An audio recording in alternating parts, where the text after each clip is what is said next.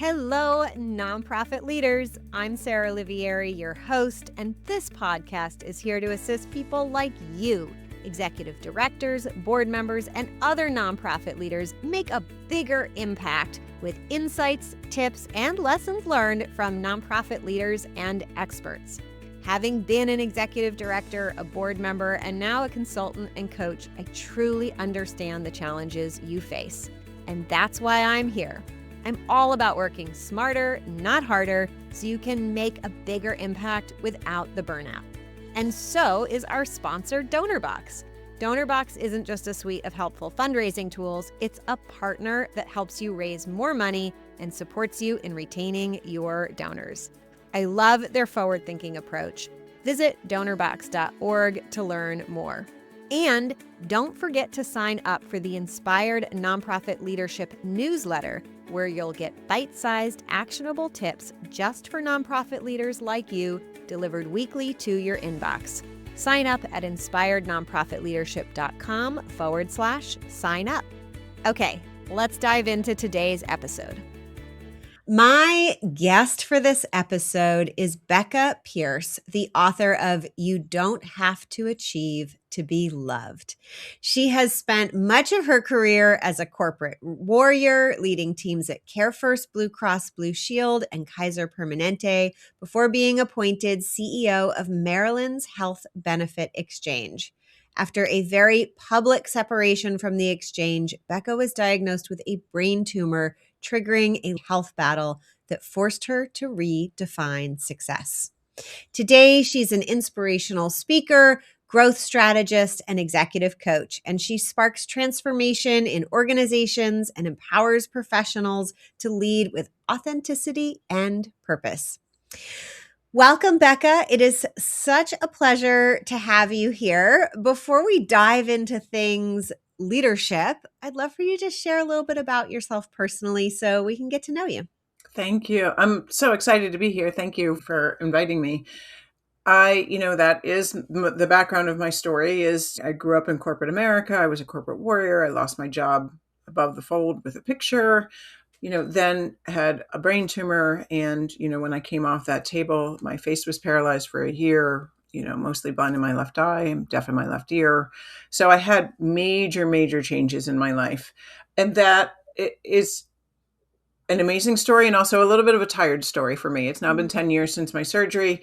It is part of the reason that I wrote the book, because what that forced me into was this space where I realized that the most important thing in life was putting my daughter on the bus one more day. And I had a choice between attending an 8:00 meeting or putting my daughter on the bus at 8:30. And at that moment, it became very clear for me what real life was really about. And that's when I began to start to recognize that I could change my life. And just in two things. One is, you just did that podcast on time, right? Time is our only non-renewable resource. Yeah. And especially for your listeners who are so kind of feel like they're constantly behind the 8 ball, there's this recognition that okay, yes, and I could not have believed more or tried harder to make the exchange work. I spent 2 years never walking into my daughter's school from the time she was 6 to the time she was, 5 to 7, 6 to 8 for 2 years. It's the biggest regret of my life. And so when I think of, and when I coach executive directors, that is the key thing that we're focused on, that leadership in a nonprofit, you can get so stuck in, I've got to do this and I've got to do this and I've got to do this. And you believe so much in the mission that sometimes it becomes bigger than who you are and your identity gets tied up into it and you lose track of time. And so the purpose of my book is to help people recognize that exact thing. You don't have to achieve to be loved. People love you just because you are. Yeah.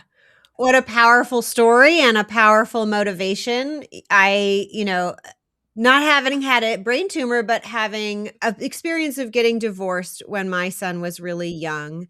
And we were also had reached a place of really not having any money. Like there's like, you eat ramen poor and then there's like you don't have salt in the house because Wow. buying a full thing of salt is like too much. I had my strategy brain, so I was like, I'm gonna nail this, like, SNAP benefit thing. But it is hard work.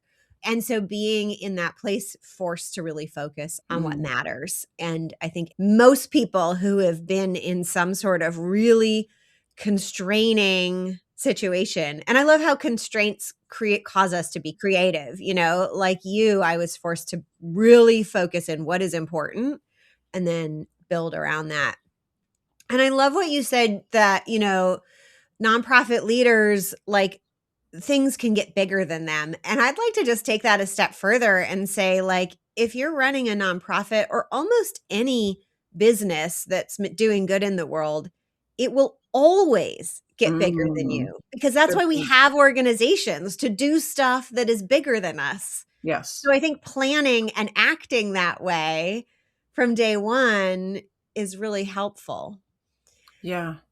I'd love to know more about, what does that mean for you? And when you talk to nonprofit leaders, what is the thing that keeps them kind of stuck in the trying to do this thing bigger than them? And what are the things that help release them from that thinking?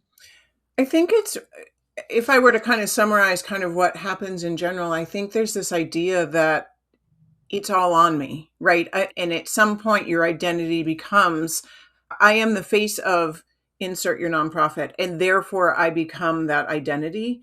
And it's Mhm. separating that identity from who you are, right? Because a lot of people, here's what I see: I work so much, I'm always in the office. I've lost all of my hobbies. I Yeah. haven't had I haven't had coffee with a friend in X amount of months, so all of those personal things get lost. And that's what happens, that identity becomes even stronger, because all of a sudden the only people you can have a conversation with are people who are associated with the nonprofit, because they're the only ones that know you, right? And so Yeah. it just becomes, it's like a snowball effect. And so what we really work on is trying to step back out of that and create boundaries to be able to say, hey, listen, yes, I care about you, organization, and people that I'm trying to serve, and I need to take care of myself first. Yeah. Yeah. I love that. I think it's so true. And I actually was having a conversation with a client the other week. We were talking about bringing back the but. And I love the yes and inclusive. But I think what you said is totally true. And I agree with it. And I also think it's equally true and maybe add some weight to bring that but back and say, like, I'm all in. But if I don't take care of myself, it's not only going to hurt me, but it's going to hurt the organization. Right. And I think for our heart-driven leaders, like there's that fear that if they take the time to take care of themselves and do their life things, that it is going to take away Hmm. from the organization and the vision. And in my experience, once we allow ourselves to actually do that, it actually adds to the Yeah. organization. I'm wondering what you have seen once Yeah, people do. it's interesting because I think you just triggered something from my mind, in my mind too, in that there is this, well, I'm doing this out of the goodness of my heart, right? The altruism is turned up so high that this idea of taking care of yourself goes against that other identity of altruism, and I'm giving everything. And this recognition that there's a boundary is very difficult for people to understand. Yeah. Yeah. I want to shift gears a little and talk about money because I Ooh. know that, like, I told you just before we started our recording, like, I'm kind of on a mission here to bring abundance mindset much more to the forefront in the nonprofit space and money and a Mhm. scarcity mindset around money is often I've found like tied up in, this topic that we're talking about. How do you see money showing up as a force, a negative force and a positive force or a neutral? Yeah, so the book that I wrote, it's called You Don't Have to Achieve to Be Loved, and it is a blueprint for the change process that everybody goes through when you go through change. And it's a personal book, but it's written for the person who has done everything they're supposed to do in life and are waking up and they're still not happy and are trying to figure out what to do about it. And what I find is that money is often a dream killer, and really it's the fear of money, or the fear of not having money, is the dream killer. It's like, oh, I wish I could, but instantly your mind goes to, well, how are you going to monetize that? You need the security. We are taught our entire lives that we've got to save money, but nobody ever teaches us when it's okay to spend money. Nobody ever teaches us when the rainy day is over. So this fear is so it shows up for me a lot of times in clients as, well, this is the security I need, right? I need to know. And for somebody who's been on SNAP, right, you understand that there is a very real side of that. But what I find is that oftentimes people haven't done the math to know for sure that it's actually true. They're just living in the space of fear as opposed to doing the work to understand if that's true. Yeah. That reminds me, a long time ago, I heard this statistic, not adjusted for inflation these days, but it was a study on happiness. And basically they're like, for an individual, once they had an income of like 52,000, like below 52,000, happiness like increased with money. And at the time that was basically like a living wage. And above 52,000 a year, happiness did not increase. And combine that with, if you dip your toes into the entrepreneur world and the world of like successful entrepreneurs who are becoming new millionaires, if you will. They don't use that word, but that's the word that's coming to mind. They all talk about this. Like, I thought when I had lots of money, I would lose my money fears. And in fact, they're worse. And the simple way they describe it is like, I now have more money to lose. And nobody teaches you how to manage money, and that you can't just leave it alone. And then it doesn't actually fix emotional problems, Right. and challenges. So like everyone is having this conversation, but I feel like those two worlds should talk to each other more. Yeah. I agree. And nobody's there to catch you.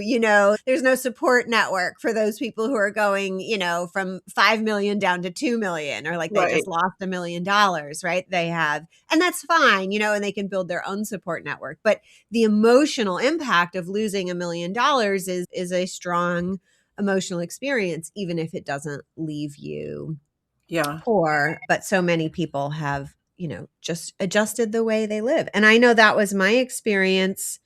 The experience of becoming poor was one of really just changing my habits to make my life cost less.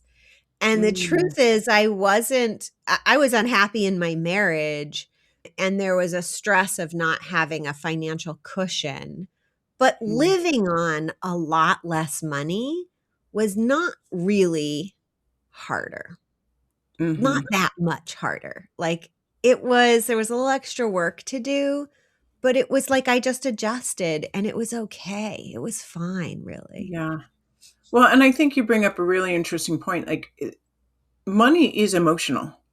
Yeah. We all, every single person was handed some perception of money by the household they lived in, right? And so we all, just like we all have a relationship with time, we all have an interesting relationship with money. And until you can really come to terms with what is that relationship, what's going on in my head when somebody says to you, oh my God, you have enough money. What's happening in your brain? Like, what is that number? Like, if there's probably a number, or there's a statement of like, oh, that will never be, or, there's something going on there for people. But what I think is really important is just recognizing that, like you said, like, what do I actually need? Like, and so for me, it's that simple. How much do you make? How much do you spend? How much do you have in savings, if anything at all? And how much do you need? Yeah. Is really that conversation with yourself.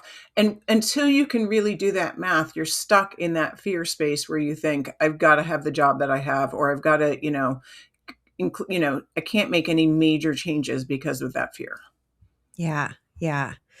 I want to ask you, for those, because you'd mentioned about like no one teaches us how or when to spend. and Mm-hmm. how and when are maybe a little different. So you can answer either question, but I'd love to just go down that a little further, especially in your work with nonprofit leaders or even in the corporate space. Like, what are those lessons you think we need to learn about spending?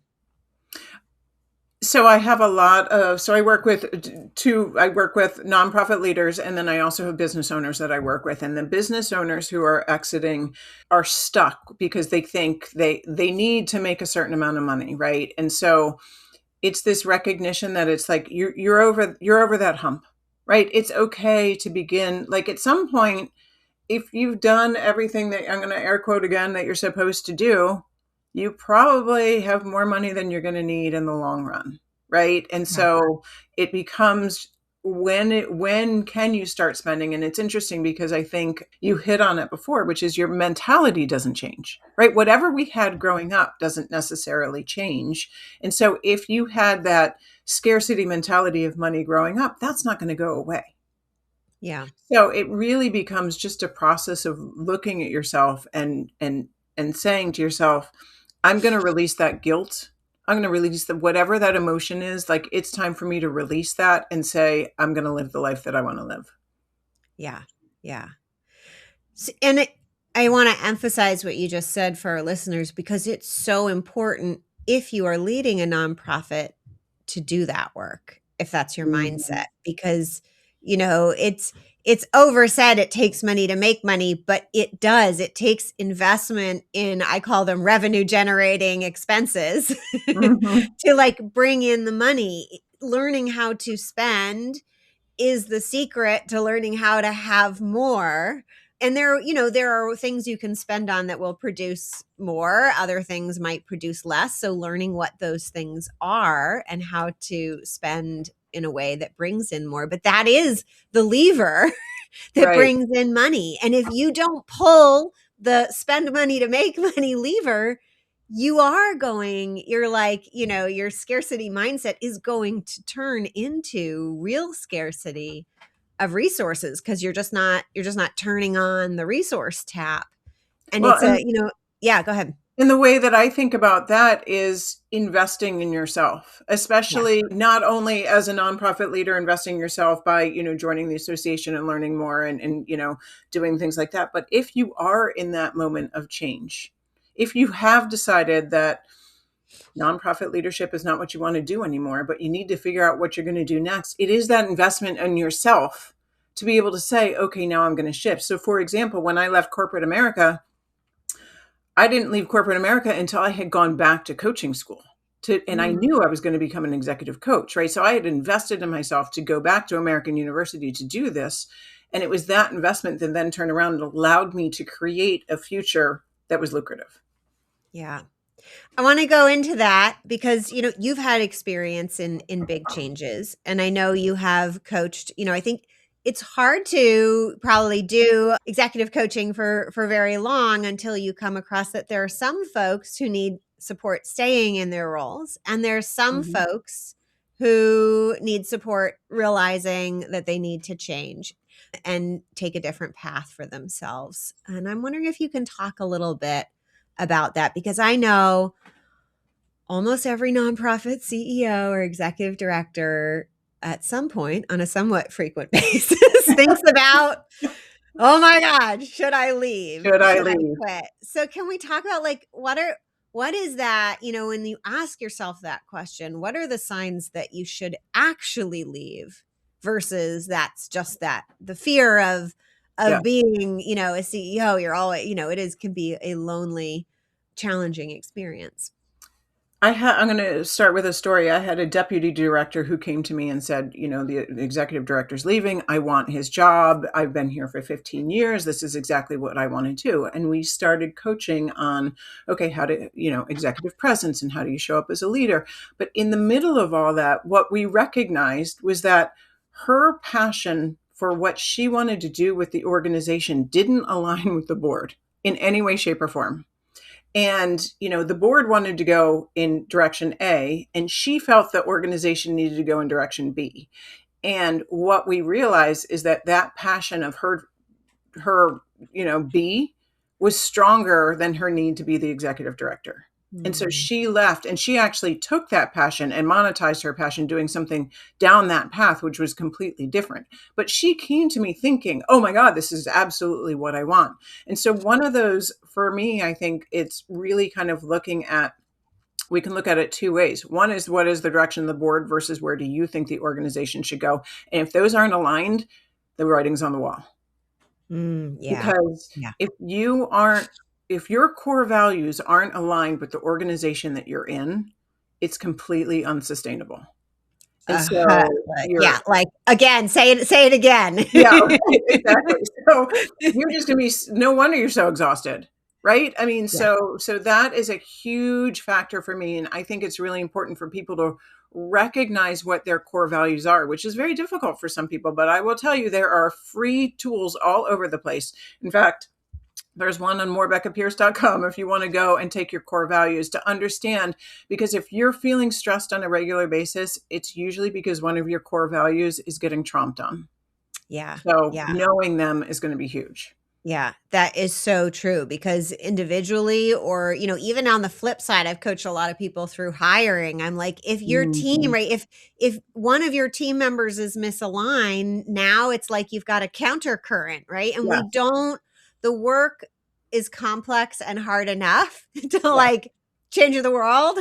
We do not need to be swimming upstream inside our organizations and in our roles. We want to be getting all the flow in our direction that we can. And yes. it's always I mean, core values. I like to teach splitting for organizations a core belief and a set of guiding principles because I find core values tend to be a mix of beliefs and principles. Mm, Very good for individuals, less actionable inside an organization. But they're this. It's the same idea. Is you need the set of beliefs and choices about how you want to behave, how you act, your rules of the road. Everybody needs to be in alignment. And if it's a bad fit, that goes mhm. both ways. Yeah. I've never seen it not, if it's a bad fit for the organization, it's a bad fit for the person. Like it just Yeah. always is. So Patrick Lencioni, who wrote Five Dysfunctions of a Team, and for the listeners, that's a great book. And he's a lot of really interesting perspectives. And one of his perspectives is, if you and I think this is interesting because if you're hiring for somebody within your organization, it's very easy to find somebody with the technical expertise, Oh yeah. right? Yeah. But finding somebody with the values of the organization are the most important, so much so that he says if you have somebody who can technically do the job but doesn't align with the They got to values of the go. organization, get rid of them. Yeah. But if you've got somebody who is 100% tied to the values of the organization but they're not right in their job, figure out where they fit, like do Yeah. something else. They're just in the wrong job but they're in the right organization. And so that's how strong the values are, especially for a nonprofit, I think. Yeah, absolutely. Because nonprofits already have like more complexity to deal with, right? They are harder. I always like to say they are businesses, but they are Yes. a specific type of business and they are harder to run, I Yeah. think. I'm like, oh, when I work with for-profit businesses, I'm like, this is easy, right? Like compared to nonprofits. We got much more straightforward. And I think it's mostly because besides having more pieces, like in a for-profit business, there's a lot of clear signals, right? When you aren't delivering a Mm, valuable service in a for-profit, your bank account balance drops. Like, and it's a very clear, direct signal. But in a nonprofit, where the signals get muddied because the money and the results aren't directly tied to each other often, interesting. and we have all these different people with like shoulds floating Yes. around in the boards, and it can become less clear and less obvious when we're doing the right thing. Yeah, I agree. All right. So, well, we are coming up on time. I want to ask you a little more actually about your book because I think it's such for those of you who don't know any authors closely, to produce a book that helps people in this way is a real labor of love, a real act of generosity. And I'd love for you to just tell us a little bit about, what inspired you to write your book and what do you hope that it does out in the world? I love talking about my book, so thank you. So what inspired me to write the book is, so I left the exchange 12 years ago at this point, and 16 months later was diagnosed with my brain tumor. And so and then 5 weeks after that had surgery. So in a very short amount of time, my life completely changed. And for 10 years, people have been saying, "Oh, you should write a book. You should write a book." And I kept saying, "Who's going to read my book? Nobody's going to read my book." Right. And so it is not a memoir. My story is in the book, but it's only in so much that it helps other people change their lives. Because in the last couple of years, the more speaking that I've done, the more that people came up to me and said, "Oh, I changed my life because I heard your story. And if you can do it, I can do it." And when I heard your story, I recognized that I don't have to be where I am right now. I don't have to be unhappy. This isn't the answer. And I do think I can change. And so I talk a little bit about the process that I went through, but really what the book is there were 10 huge, mind-blowing realizations, like jaw-dropping on the floor, mind-blowing realizations. The number one being, I thought I had to achieve to be loved.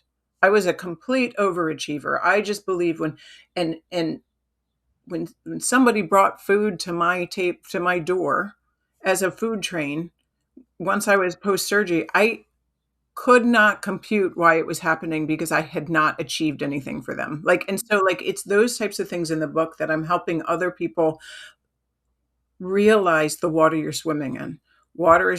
Time is your only non-renewable resource, right? What are we doing? Let's rethink that. What is your definition of success? Why are you trying to keep up with the Joneses? Do you really care about that? Just really thinking through all of those things to let people create the future that they want, not the one that they think other people think they should want. Yeah. Oh, that's so powerful. And so true. And I think, as you gave that example, you had me thinking, okay, yeah, yeah.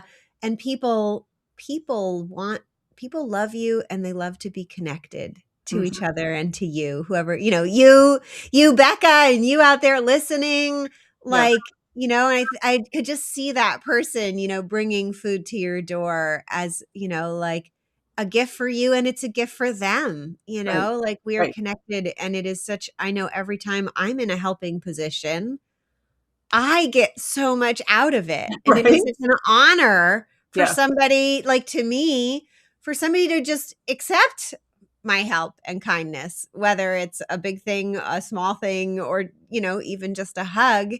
It's an incredible gift to just share a moment of your life with another human being in so true. almost any way. So true.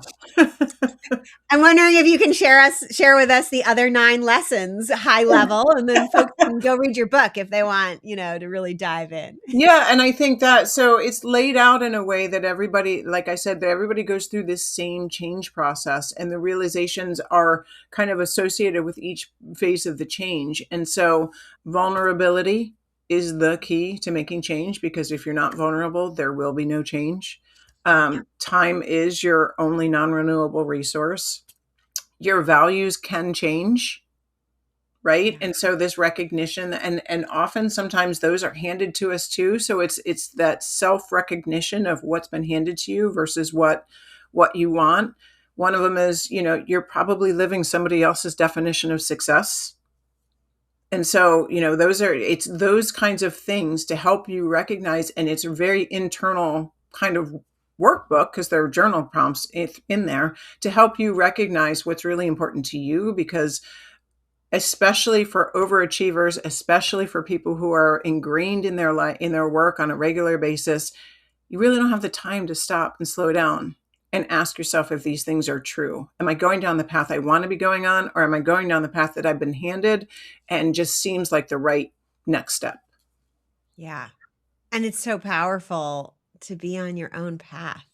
Yeah. I think I want to wrap it up there because I want, everyone who's listening to think about what is, your own path. And if you don't feel like you're on it, how can you find it? You have some resources in this episode and with Becca's book, which we'll have the links to.